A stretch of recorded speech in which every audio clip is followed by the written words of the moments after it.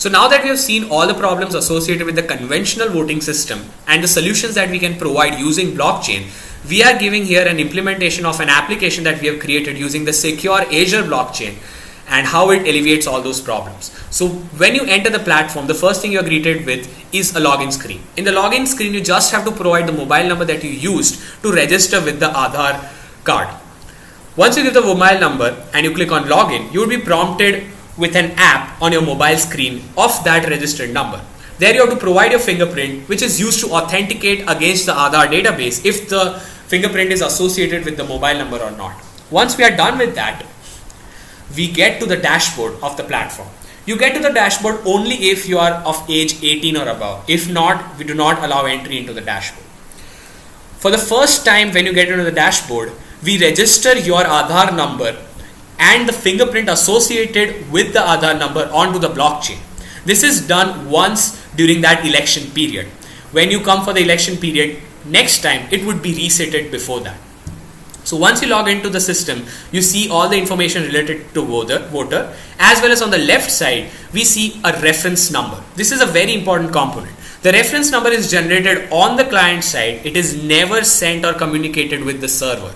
This is something that you have to remember and you have to use it every time that you log in during the session of that election. The reference number lives only during the session of the election. This reference number is put on the blockchain as an identification for a given voter. It does not link the identity of the voter with the reference number, but it is just used to give a wallet on the blockchain that allows you to vote only once to any one candidate during that election. Hence, this reference number provides you with anonymity during voting. It allows only one voting per voter, so voters cannot forge their votes. And because of this system that we have set up, multiple fake votes cannot be given to any given candidate. Hence, we are solving the problem of EVM hacking, so to say. Let's go to the process of voting. Let's look at the upcoming elections that are scheduled. We can get a list of all the parties that are there with their candidates in your given constituency. You can look at the list and you can plan to vote on any one of the party. Let's say you plan to vote on this given party. It would ask if you're sure. If you're sure, then you have to enter your reference number. Once you enter your reference number, again, this is something that you have to remember. It won't be generated again and again. It won't be stored on the server. Once that is done, it allows you to vote. It creates a transaction on the blockchain that goes from your voting wallet to the candidate. And this transaction can be done only once per voter. So you can see that you have successfully voted. We'll show that you cannot vote again in a minute. So let's say you go to the upcoming elections, you try to vote again, and you enter that same reference number. It would not allow you to vote. Hence, this solves that problem. Now let's look at one of the other very important component called the decision helper. So when you're trying to vote, you want to make sure that you're voting the right candidate. We have made it very easy.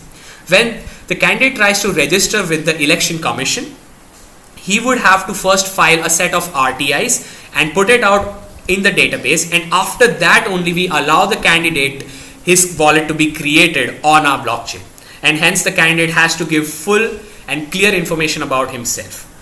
So let's say you want to look at an RTI for criminal charges. You can go through the information and then make your decision. This way you can make a very informed decision, and we enforce that onto the candidates as well. So now let's look at the results, how they are populated. So results are populated instantly as soon as the voting period is over. So this is one of the past election, and when you try to look at its result, you get a consolidated view of who all voted for which parties, and you will get a complete vote count, as we'll see in a minute. So as you can see, since we voted for BJP, there is 1 vote here, and for others there are 0 votes. And in this way we have instant compilation of results. All of this is possible only through the usage of blockchain. So in this way our application tries to solve the problems related to living in a different location and voting from anywhere, as well as the problem of EVM hacking. You can vote only once per person, you cannot tamper the votes because of blockchain, and it's completely anonymous. We also expedite the voting count process very drastically. we can get the vote count almost instantaneously because of the blockchain. And we also have a very amazing decision helper that is enforced onto the candidate during registration, without which he cannot register on the blockchain. Now, the voter ID application process is made also amazingly simple, because as soon as you are eligible, you don't have to apply for a voter ID. You don't need to fill out lengthy forms. Everything is linked seamlessly onto the blockchain.